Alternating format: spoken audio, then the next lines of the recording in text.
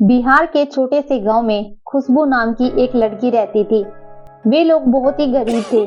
खुशबू की मां जानकी अक्सर बीमार रहती थी। घर चलाने के लिए खुशबू सिलाई का काम किया करती थी और उसी से उसके घर का गुजारा चलता था। खुशबू सिलाई के साथ हर काम में निपुण थी। कमी थी तो बस उसकी सुंदरता की। खुशबू दिखने में ज्यादा सुंदर नहीं थी, वो बहुत ही काली और बदसूरत थी, जिस वजह से उसे हमेशा ही लोगों के ताने सुनने को मिलते थे। एक दिन खुशबू के पास उसके पड़ोस में रहने वाली गोरी काकी कपड़े सिलवाने आती है। खुशबू, ये मेरी बिटिया का लहंगा है, तुम इसका सुंदर सा लहंगा सिल देना, जिसे पहनकर मेरी बिटिया का चांद सा चेहरा और ज्यादा निखर जाए। बेटी के ब्याह का बहुत बहुत मुबारक हो काकी। अरे तू कब करेगी अपना ब्याह? तेरे साथ की सभी लड़कियों की शादी हो चुकी है और तेरे साथ की तो कितनी लड़कियों के बाल बच्चे भी हो चुके हैं। अब परसों मेरी बिटिया रानी की भी डोली उठ जाएगी। काकी, शायद मेरी इन हथेलियों में जीवन भर दूसरे का लहंगा सिलना ही लिखा हुआ है। इतना बोलते ही खुशबू की आंखों में आंसू आ जाते हैं। अरे खुशबू बेटिया, इसमें तुम्हारी कोई गलती नहीं है।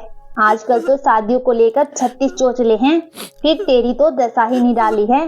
पैदा होते ही तेरा बाप मर गया, माँ तेरी लाचार है और बीमार पड़ी रहती है, ऊपर से तेरा ये काला पक्का रंग और ऊपर से तेरी गरीबी की मार। ये सब तेरे शादी के रास्ते में ही तो आ रहे हैं। अच्छा बेटी, मैं चलती हूँ। देखा माँ, सबकी तरह गोरी काकी भी बातों ही बातों में मेरे काले रंग पर ताना कस गई। थोड़ी देर बाद खुशबू लहंगा सिलने में व्यस्त हो जाती है। वाओ, कितना सुंदर लहंगा सिला है मैंने। जब रानी इस लाल लहंगे को पहनेगी तो कितनी सुंदर लगेगी। ये सोचते हुए खुशबू उस लहंगे को पहनकर खुद को शीशे में निहार रही थी। तभी लहंगा लेनी रानी खुशबू के घर आती है और खुशबू को लहंगा पहने देख गुस्से में कहती है, अरे ओ काली बंदरिया, तेरी हिम्मत कैसे हुई मेरे इस लहंगे को पहनने की? इस काले और बदसूरत बदन पे पहनने की तुझ जैसी गरीब भिखारन की औकात नहीं है। इतना महंगा लहंगा पहनने की तेरी औकात नहीं है। तुझ पर तो ये फटे पुराने कपड़े ही अच्छे लगते हैं, समझी? अब जल्दी से मेरा लहंगा दे। रानी की बातें खुशबू के दिल को चीर कर रख देती हैं। खुशबू रोते हुए रानी को लहंगा दे देती है और भगवान से शिकायत करते हुए बोलती है, हे दुर्गा मैया, तूने मुझे इतना काला और बदसूरत क्यों बनाया? हर लड़की का एक सपना होता है कि एक दिन वो सज संवर कर डोली में बैठकर अपने राजकुमार के घर जाएगी, लेकिन मेरे इन सारे अरमानों के बीच मेरा ये काला रंग और बदसूरत सब बीच में पहाड़ बनकर बैठ जाता है, जिसे देखो हर कोई मेरी बदसूरती का मजाक उड़ाता है। आखिर मेरे साथ ऐसा क्यों भगवान जी? मैंने ऐसा कौन सा पाप किया है जिसकी मुझे ये सजा मिली है? खुशबू लगातार रोए जा रही थी। अपनी बेटी की सिसकियों को सुनकर जानकी की नींद खुल जाती है और वो उठकर खुशबू से कहती है, मेरी बच्ची, ऐसा नहीं कहते, इंसान सूरत से नहीं बल्कि मन से सुंदर होता है और मेरी बेटिया रानी तो दिल की बहुत ही सुंदर है। लेकिन आज के इस दौर में इंसानों की आंखों पर पैसों की पट्टी बंधी हुई है। लेकिन तू चिंता मत कर बेटी, एक दिन सब ठीक हो जाएगा। ऐसे ही समय बीत रहा था। जानकी को अपनी बेटी की शादी की बहुत फिक्र थी। वो अपनी बेटी के लिए रिश्ते तलाशने की बहुत कोशिश करती है। वो हर रिश्तेदार के घर जाती है, लेकिन हर कोई खुशबू के काले रंग को देखकर रिश्ते के लिए मना कर देता है। बड़ी ही मुश्किल से जानकी को एक रिश्ता मिलता है। वे लोग खुशबू को देखने उसके घर आते हैं। खुशबू हाथ में चाय का प्लेट लेकर उनके सामने आती है। अरे ये कैसी बेटी है आपकी? अरे कहाँ मेरा बेटा दूध सा सफेद और कहाँ आपकी बेटी कोयले की खान। माफ करना बहन जी, मैं ये रिश्ता नहीं कर सकती। भगवान की खातिर कृपया मेरी बेटी को ठुकरा कर मत जाइए। मैं आपके आगे हाथ जोड़ती हूँ। मेरी बेटी दिल की बहुत अच्छी है। वो आप लोगों को कभी कोई शिकायत का मौका नहीं देगी। कृपया हम पे रहम खाइए। ठीक है, लेकिन हमारी कुछ शर्तें हैं। देखो जानकी बहन, वैसे तो मेरे बेटे के लिए लड़कियों की लाइन लगी रहती है, लेकिन तुम चाहती हो कि मैं तुम्हारी बेटी को बहू बनाऊं, तो मेरी एक शर्त है। तुम्हारी बेटी से शादी करने के लिए हमें ज्यादा कुछ नहीं, बस 2 लाख रुपए नगद और 5 तोला सोना चाहिए। अगर मंजूर है तो कहो। मुझे सब मंजूर है, बस आप ये रिश्ता मत तोड़िए। ठीक है, तो ये रिश्ता तय रहा। माँ, आपने ये क्या कह दिया? इतने सारे पैसे हम कहाँ से लाएंगे? तो फिक्र मत कर बेटी, तूने वैसे भी हमारी वजह से बहुत कुछ झेला है, अब और नहीं। संजय बहुत अच्छा लड़का है, उसकी माँ थोड़ी लालची है, लेकिन वह भी दिल की बहुत भली है। बस एक बार मेरे जीते जी तेरा ब्याह हो जाए, फिर मैं सुकून के साथ तेरे बाबा के पास चली जाऊंगी। माँ, ये तुम कैसी बातें कर रही हो? मैं आपको छोड़कर कहीं नहीं जाऊंगी। ठीक है, तू अपना सिलाई का काम कर, मुझे बहुत काम है। अभी शादी की बहुत तैयारियां भी तो करनी है। जानकी अपने घर के कागज लेकर जमींदार के पास जाती है। मालकिन, ये मेरे घर के कागजात हैं। वो अपनी बिटिया की शादी कर रही हूँ, तो मुझे पैसे की जरूरत है। कितने पैसे चाहिए तुझे? मालकिन, 5 लाख रुपए मिल जाते तो बहुत बड़ी कृपा होती आपकी। क्या 5 लाख रुपए? तुम्हारा दिमाग तो खराब नहीं हो गया? तुम अगर अपना पूरा घर भी बेच दोगी ना, तब भी तुम्हें इतने पैसे नहीं मिलेंगे। मेरी मानो तो अपनी बेटिया की शादी किसी गरीब घर में कर दो। नहीं नहीं मालकिन, ऐसा मत कहिए। आपका बहुत बहुत शुक्रिया मालकिन, मैं चलती हूँ। इतना बोलकर उदास मन से जानकी वहाँ से चली जाती है। ऐसे ही धीरे धीरे शादी का समय नजदीक आता है। कल शादी का दिन है, आखिर इतना सब कुछ कैसे होगा? खुशबू ये सोच ही रही थी कि तभी गांव की सभी औरतें सज धज कर खुशबू के घर आती हैं। खुशबू अपनी माँ की पुरानी साड़ी पहनकर सिंपल सी तैयार होकर सबके सामने आती है। अरे ये क्या, होने वाली दुल्हन का चेहरा इतना फीका, न कोई साज न कोई सिंगार। शादी के लिए क्या तूने एक भी लहंगा नहीं सिलवाया?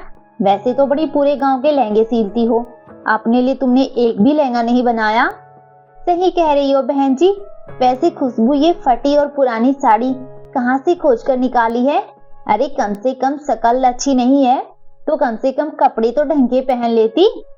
और नहीं तो क्या, जैसी बुरी शकल है वैसी ही बदसूरत साड़ी भी पहन ली है। इसी तरह से गांव की औरतें एक एक करके खुशबू का बहुत मजाक उड़ाती हैं।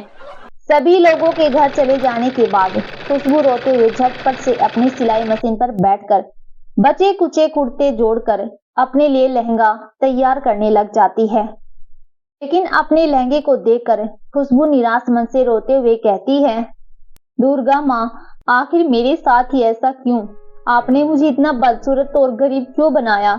यहाँ कोई भी ऐसा नहीं है जो मेरे दिल का हाल समझ सके। न तो हमारे पास लड़के वाले की मांग पूरी करने के लिए पैसे हैं और नहीं मेरे पास कोई ढंग का लहंगा है। आखिर एक दुल्हन की शादी लहंगे के बिना तो अधूरी होती है। खुशबू ये बोलते हुए फूट फूट कर रोने लगी। तभी उसकी आंखों से आंसू टपक कर उसके लहंगे पर गिर गए और एक चमत्कार हुआ। उसका फटा हुआ लहंगा एकदम से ऐसे खूबसूरत लहंगे में बदल गया। खुशबू अपने लहंगे को हैरानी से देखती है और कहती है, मेरा लहंगा तो जगह जगह से फटा हुआ था, फिर ये लहंगा एकदम से इतना सुंदर लहंगे में कैसे बदल गया? आखिर जैसे भी ये हुआ हो, लेकिन अच्छा हुआ है। खुशबू अपने लहंगे को देखकर बहुत खुश हो जाती है और शीशे में खुद को देखती है। ये लहंगा तो वाकई में बहुत खूबसूरत है, लेकिन इतना सुंदर लहंगा भी मेरे इस काले और बदसूरत रूप को अपने अंदर नहीं छुपा पा रहा है। काश मेरी सूरत इस लहंगे की तरह बहुत सुंदर होती। खुशबू के मुंह से इतना कहते ही वो बहुत ही खूबसूरत लड़की में बदल जाती है और वो एक परी सी दिखने लगती है। ये क्या, ये सच में मेरा ही रूप है? पर मैं अचानक से इतनी सुंदर कैसे हो गई? तभी खुशबू की नजर अपने चमचमाते हुए लहंगे पर जाती है। वो समझ जाती है कि ये सब उसके जादुई लहंगे के जादू से हुआ है। हो ना हो मेरा ये लहंगा जादुई हो गया है और ये सब इसी के जादू से हुआ है। क्यों ना मैं अपने इस जादुई लहंगे से कुछ और भी मांग कर देखूं। हे मेरे जादुई लहंगे, क्या तुम मुझे अपने जादू से मेरे लिए शादी के गहने और सजने संवरने का सामान दे सकते हो? खुशबू के इतना कहते ही वहां पर उसके लिए ढेर सारे जेवर और श्रृंगार का सामान अपने आप आ जाता है। तभी उधर से खुशबू की माँ आती है। क्या बात है माँ, आप इतनी ज्यादा दुखी और परेशान क्यों दिखाई दे रही हो? क्या हुआ? मुझे माफ कर दे बेटी। बेटा, मैं तेरे लिए कुछ नहीं कर पाई। मैंने बड़े सेठ से लेकर सरपंच मुखिया सबका दरवाजा खटखटाया, पर किसी को मुझ पर दया नहीं आई। मैं तेरे लिए कुछ नहीं कर सकी बेटी, मुझे माफ कर दे। मेरा कलेजा तो ये सोच सोच कर फटा जा रहा है कि कहीं तेरी बारात चौखट से उल्टी न लौट जाए। माँ, आपको अब चिंता करने की कोई आवश्यकता नहीं है। बारात के आने का समय हो रहा है और आप देखते जाओ उनकी सारी मांगे हम कैसी पूरी करते हैं। लेकिन कैसे बेटा, बारात आने में तो कुछ ही समय बचा है। हे जादुई लहंगे, आज मेरी माँ की इज्जत का सवाल है, उसकी बात का मान रख लेना। मेरी माँ की मदद करो जादुई लहंगे। खुशबू के इतना बोलते ही उसके लहंगे से रुपया और सोने के सिक्के का ढेर लग जाता है। ये सब देखकर जानकी हैरान हो जाती है। फिर खुशबू अपनी माँ को जादुई लहंगे के जादू के बारे में बताती है। ये सब सुनकर उसकी माँ बहुत ही खुश हो जाती है। धन्य हो दुर्गा माँ, आज उन्हीं की कृपा से ये सब हो पाया है। खुशबू, मैं बहुत ही खुश नसीब हूँ कि तुम मेरी बेटी हो।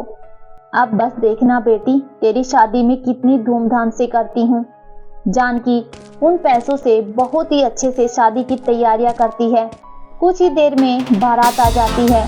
पूरे गांव वाले शादी की इतनी अच्छी तैयारी देखकर हैरान हो जाते हैं। तभी खुशबू भी वहां आ जाती है। अरे बहन, ये काली अमावस्या की चांद सी दिखने वाली खुशबू अचानक ऐसे पूनम के चांद में कैसे बदल गई? ये चमत्कार कैसे हो गया? और वो देखो, दहेज का सामान भी कितना सारा दिया है। वैसे तो हमेशा ये जानकी रोती रहती थी कि हमारे पास पैसे नहीं है। अब क्या इसने गड्ढे में दबा के रखे थे जो एकदम से इतना सारा पैसा आ गया इसके पास, और इतनी धूमधाम से अपनी बेटी की शादी भी कर रही है। अरे खुशबू का लहंगा तो देखो कितना सुंदर चमक रहा है। कितनी सुंदर लग रही है खुशबू इस लहंगे में। अरे बेटा, ये हमारी बहू ही है ना? अरे ये तो चाय पत्ती सी काली थी, फिर एकदम से इसका रंग कैसे निखर गया? और ये लोग तो हमारी मांग से भी ज्यादा दहेज दे रहे हैं बेटा। कहीं ये दोनों माँ बेटी जादूगरनी तो नहीं है? और फिर उसके बाद खुशबू और संजय की बड़ी धूमधाम से शादी संपन्न हो जाती है और खुशबू अपनी माँ से विदा लेकर ससुराल आ जाती है। शुक्रिया मेरे जादुई लहंगे, आज तुम्हारी वजह से यह सब मुमकिन हो पाया है। तुम्हारी वजह से मेरा घर बस पाया है। आज जो हर तरफ हमारी तारीफ हो रही है उसका पूरा श्रेय तुम्ही को जाता है। मेरे जादुई लहंगे, तुम्हारा बहुत बहुत धन्यवाद।